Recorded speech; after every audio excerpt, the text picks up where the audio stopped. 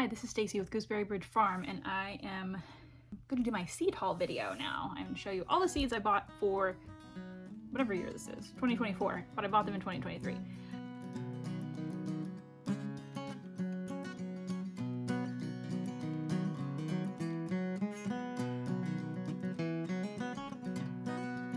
So I did a lot of seed shopping on Black Friday weekend-ish. It's not huge sales, not the best time or anything like that, but there are some sales. Some seed companies do other sales in December that are really just as good, or sometimes late summer sales can be even better. So there are two different kinds of seeds, two categories, I guess we'd say, of seeds I bought this year. I have seeds for the flower farm and seeds for my garden and the Plant Start CSA. So I will be talking about those three things. Our Plant Start CSA is a program we do on our farm where we basically are pre-selling all of our summer garden starts that we would normally sell in a plant sale. We also have a plant sale with the extras because I can't just grow what's ordered. That would be silly. Why would I do that? But it's easier for some people to order ahead of time, and it's definitely easier for us and to know that a certain percentage of the plants that I'm growing are already sold, and it gives us a source of income in January and February. We close the CSA orders March 1st, and I start growing all the things. Okay, so I'm going to try to go with the I have my seeds all kind of sorted. These are all the different orders I ordered from Am I Gardener, Botanical Interests, and Johnny's seeds so far this year. I will probably do a small Baker Creek order or some other like specialty heirloom seeds or something. And I might have to order some more depending on what kind of orders I get, if somebody wants more than what I've got of a certain variety. But I did these orders based on past everything. So we're going to start with this pile, which I believe is squash and that sort of things. So I ordered this year crookneck summer squash, yellow scallop summer squash, and green scallop summer squash, and Italian striped zucchini. You see, I have multiple packets of these. There's two reasons for that. One is that I shopped this Am I Gardener's, I shopped their late summer sale that was, it was $1 a seed packet. So that's an amazing price for their end of summer sale. And then I also needed more, which I assume, okay, see, these two are packed for 2023. That was what I bought at the end of summer sale, and then I ordered more on their Black Friday weekend 20% off sale, and those stay packed for 2024. But for most of what I'm ordering, 1-year-old seeds don't matter. I will talk about a couple things where it does matter, but most of the vegetable seeds are totally fine to be last year's seeds. I got some birdhouse gourds. Those are just for me. The rest of these are going in the CSA and in my garden. So I will probably plant all of those seeds this year. And then I'm planning to plant about 50 zucchini and summer squash plants in my garden this year because we freeze dry it. All right, so let's see. Okay, round 2 here. These, I'm gonna rubber band my zucchini and summer squash seeds back. And then I have other zucchini and summer squash that are in my seed organization system downstairs. But I'm not going over those because those are from last year. And if you want to see last year's seed haul video, you can go look at that. So I also got cucumbers for the CSA and for our garden. We will probably only plant about 10 cucumber plants, but we have Munchers, National Pickling. I'm trying this new to me variety of small, so you can see the pickle jar there, pickles from Botanical Interests. And I also got a new hybrid pickling cucumber to try from Johnny's. I really like the quality of Johnny's seeds, but they're not always, they don't have as many heirloom organic options. That's okay, because sometimes heirloom options aren't the best for your pest pressure or disease issues or any of that. So next up we have peppers for the CSA, and our garden we will probably plant 50 to 100 pepper plants. Last year we did 200 because I planted too many and I didn't sell them all, and then I started too many and then didn't sell them all, and then I had to plant them all. And then we preserved a lot of peppers, and now we have too many peppers. So we have California Wonder bell peppers, which I have more of these somewhere. We are trying the Sunbright bell peppers this year. Coral bell peppers, their orange variety. I was not happy with our other orange varieties, so I'm trying a new one. Big red, Golden California Wonder bell, which is a yellow bell pepper, and I do really like those. We have Yolo Wonder bells, which are a new one I'm trying, and Emerald Giant. I normally don't grow ones that are supposed to stay green, but I've had a lot of requests for them in our plant sale, so I did grow them this year. We have our Jimmy Nardello sweet pepper. It's a popular sweet pepper. I'm growing several other sweet pepper varieties, but I didn't need more seeds. I saved seeds from several of them. Our favorites are Blot peppers and Lesha peppers, and there's one other one, but I can't remember the name of it, but I'm sure I went over those in last year's video. Of course, the ever popular jalapeno. I've got, according to the seed packets here, I've got 2 packets of these jalapenos and 2 of this milder tam jalapeno. These only have 30 seeds in them. These 2 packets are 100 seeds total. I may need to get more jalapeno seeds, and I have a few more in my stash, but last year I basically took all of my pepper packets and dumped them all into trays and started them all. So anyway, I also got some new poblanos to try. I have not had the best luck with poblanos. I bought some fancy poblano seeds last year from Haas online, and I did not do any better with those. The plants get really big, and they don't seem to want to produce in the hottest part of summer, so I'm not sure.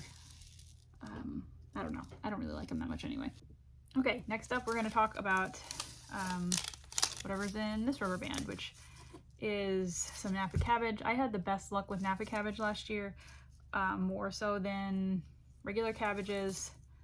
And my gardener sent a free seed packet of salad bowl mix, and so did Botanical Interest. So, and then I also ordered 2 Botanical Interest salad mixes. These will be for the CSA and for our own garden. I have been ordering lettuce mixes, and I really prefer them to the plain stuff. But the thing that I've found with these Botanical Interest ones that say frost tolerant on their salad mixes, they mean it. I have some, it is January 4th, and I have some lettuce mix, I believe. I don't think it's either of these, but their other one that was frost tolerant. It's growing in my cold frame, and happy as can be, it has lived through down in the low teens with a light layer of plastic that I sometimes cover, and I have barely watered it at all. So it's pretty cool to have lettuce through the winter if I would have harvested. Okay, we're going through these odds and ends next. I ordered some new okra this year. I've grown this variety before. Last year I grew 40 plants of okra in our garden. I'm no longer offering okra in our plant sale or plant start CSA because starting okra in pots just doesn't do anything. It's better to poke the seed in the ground.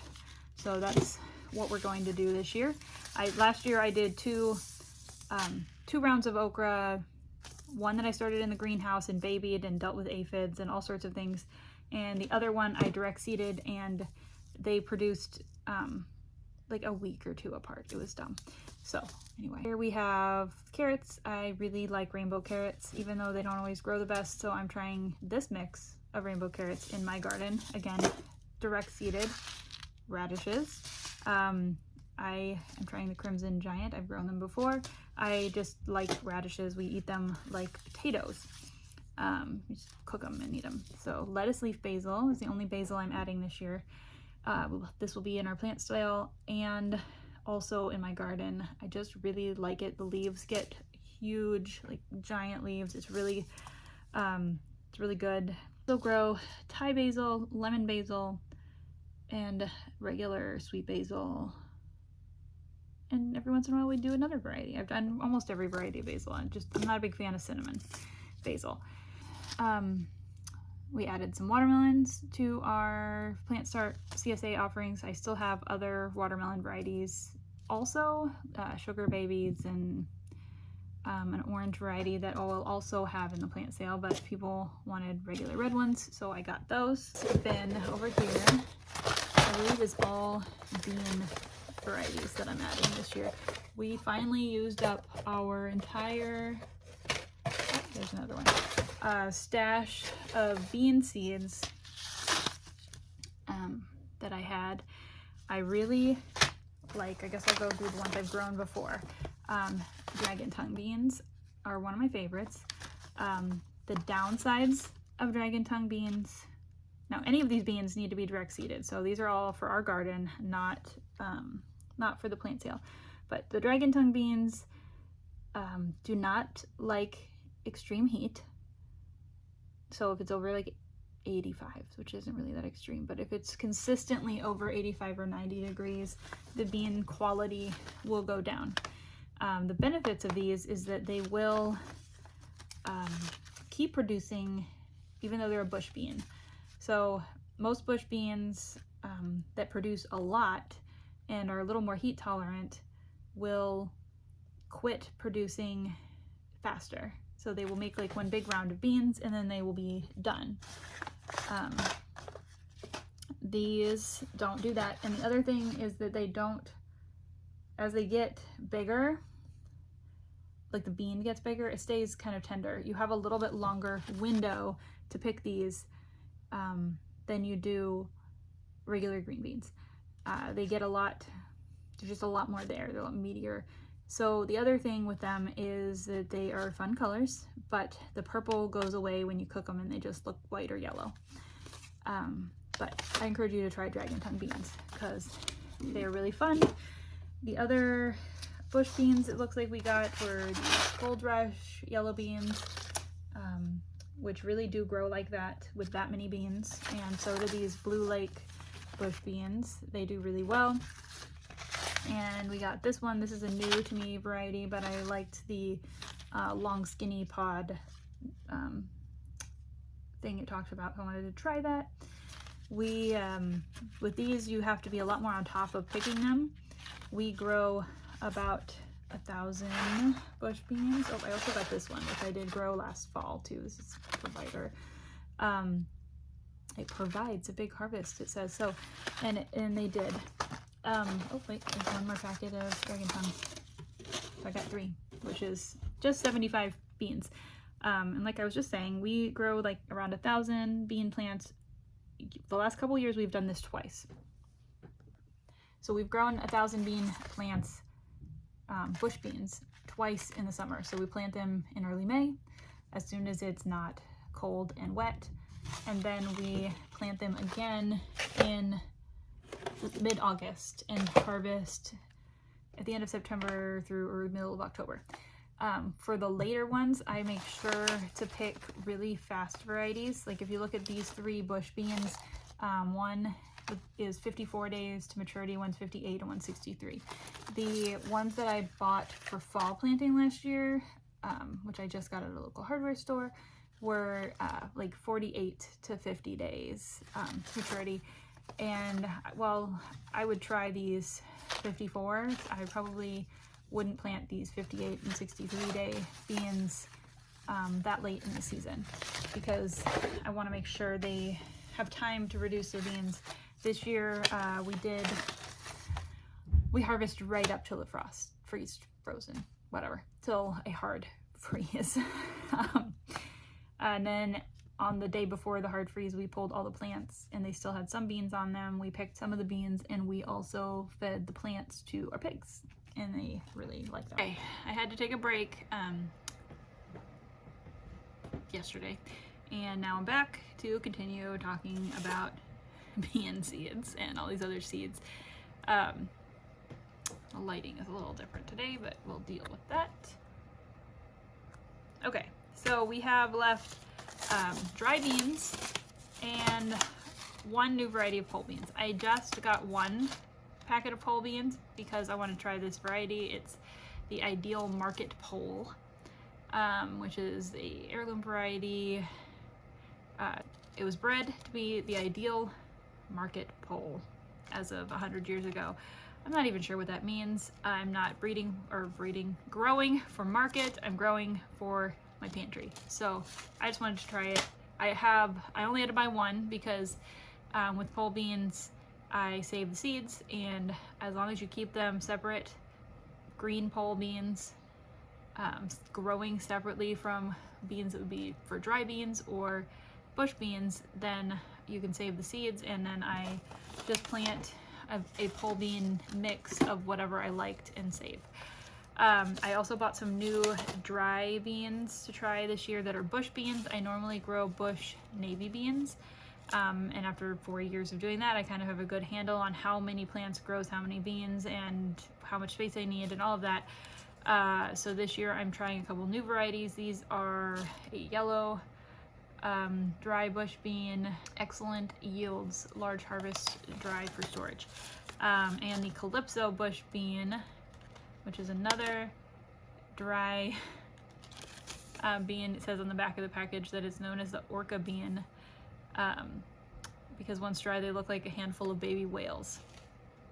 I can kind of see that.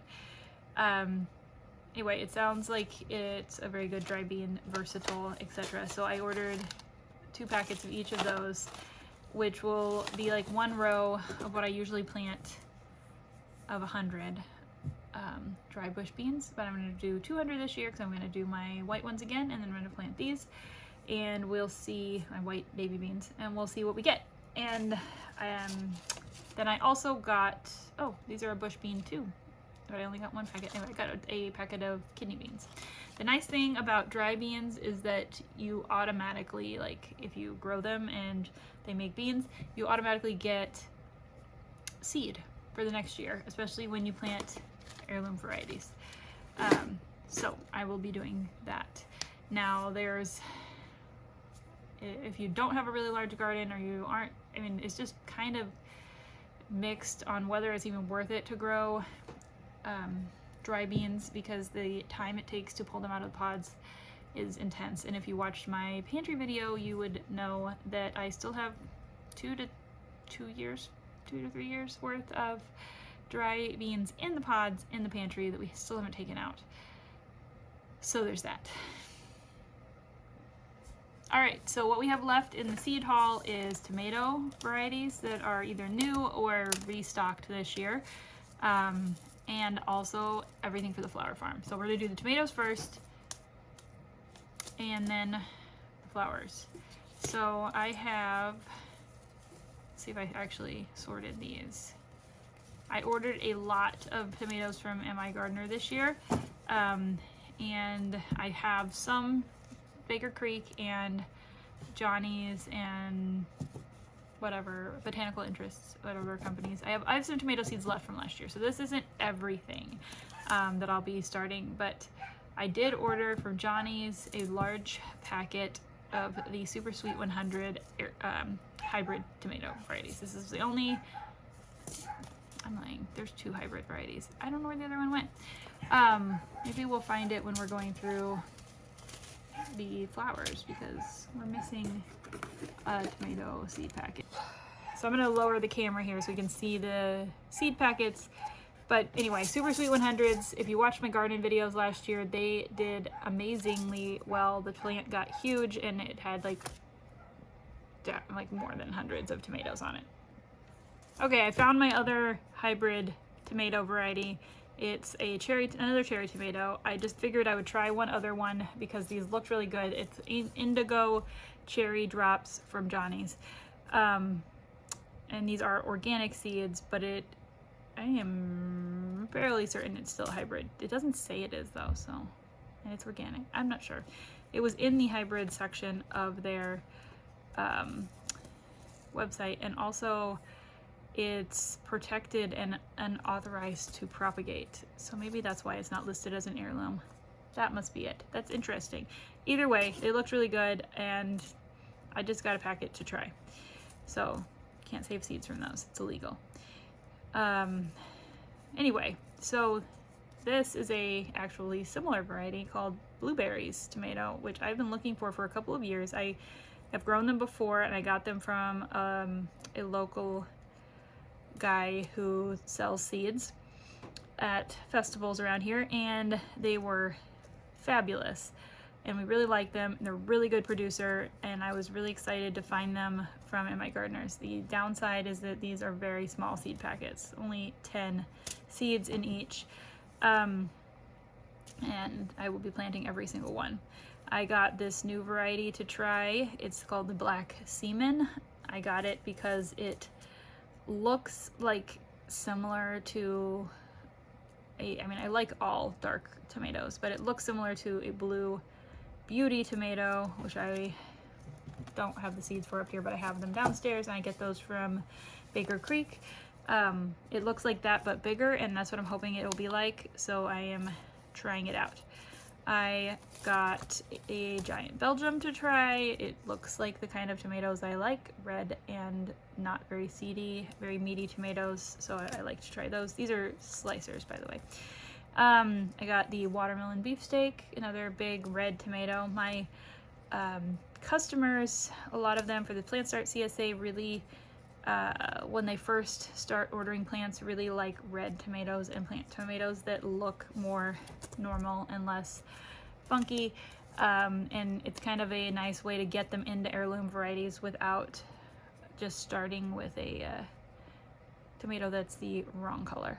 So this is a black from Tula. I grew these last year, but I got the seeds from a different company. I was excited to find them at a better price. These are Kellogg's Breakfast. They're a very large yellow slicer. We grow those every year. Pineapple tomatoes are one of our absolute favorites. We grow these every year. When you slice them open, they've got like a red marbling inside. They're really pretty. Looks like we're into sauce tomatoes now. I haven't grown the Jersey Devil in like 4 years. I wanted to add more sauce tomatoes to my offerings for the plant sale and CSA, so I got those. I have Romas. I don't grow Romas, but people like to grow Romas, so I sell Romas. I prefer San Marzanos for a sauce tomato, and I also do occasionally grow these Amish paste. They're larger and still good, but the San Marzanos have the best color and flavor in sauce ever, and I didn't buy any of those. I also got Bonnie Best, another one that I don't grow, but because I like my tomatoes to either be small or large. These are more like a salad size, but lots of people request them, so I got some so I would have them. And I got this Moneymaker salad tomato to try, another one, because it's red, kind of normal looking, and lots of people like to have a smaller tomato for salads or for sandwiches. If you're just one person, they don't like to deal with the giant slicers, which with the giant slicers, what we do with the giant slicers is if we aren't using that, but like 2 slices, like one for my sandwich and one for my husband's, or like 3 slices, and there's like a 2-pound tomato and 3 slices isn't that much. I take the ends of the tomato and put them in a bag in the freezer, and we then use that piece of the tomato for sauce. That way we are basically living like tomato kings, where we get whatever the best part of the tomato is fresh, and then we save the rest so you're not wasting any. It's worked really well for us. All right, now we are on to Flower Farm seeds. I went different direction basically with Flower Farm seeds this year versus other years. So let's see if I can get the camera adjusted here. All right, that direction was basically last year. If you watched my seed haul video, I focused on mainly zinnias and sunflowers, which I actually haven't even placed my sunflower order yet this year, but it will be very similar to last year. So here we are. But this year I wanted to get I got some new colors of status last year, and this year I'm trying a few other new colors. I got a Forever Silver status, which is white. Apricot Beauty I grew last year. It was like, it was so pretty. It was magical. So I got more of that. I got Johnny's pastel mix to try because I didn't have it from last year. And I also grew this cotton candy blend from Botanical Interest last year. And I grew them all and they were pretty. So I'm doing those again. I got a new Scabiosa mix this year, triple berry Scabiosa. And now I'm getting some blue and purple also because I figured out that I need that too. I ordered white, vintage white, and 2 straw flower mixes, apricot and the regular tall mix. But I wanted more white straw flowers and they are almost never in the mixes. So I got more. The main thing with straw flowers is that their seeds do not keep. So you pretty much have to buy them every year. If you don't buy them every year, they don't last. Oh, I got also more Winged Everlasting and paper daisies. Winged Everlasting, I'm now wondering how many seeds I got because they must be really tiny. Anyway, if you see the Johnny's packets, they have a seeds per pound and then how many you got, and 1 M does not mean a million. It's some unit of measurement and I can't remember what it means, but usually it has like a 1/4 ounce or something and then you know how many you got from that. But the Winged Everlasting is like a tiny white straw flower, and the paper daisies, I don't know, they all died last year, so I'm gonna try again. I also got some other new straw flowers, it looks like. These are more color mixes of straw flowers. That's a Cosmo.